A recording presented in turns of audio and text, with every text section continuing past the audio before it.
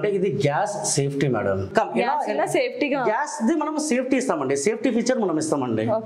So basic గా simple ఉన్నదండి. Machine మొత్తం ఆన్ చేసినాక మీకు స్టార్ట్ బటన్ నొక్కండి, రెగ్యులేటర్ మీరు ఆన్ చేసిండ్రు సరేనా, మిషన్ స్టార్ట్ అయిపోయింది. రైట్. ఇప్పుడు గ్యాస్ అనేది మీరు ఆన్ చేస్తారా?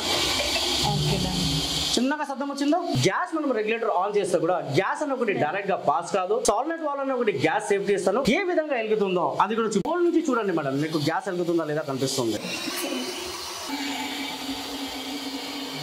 ఓకే.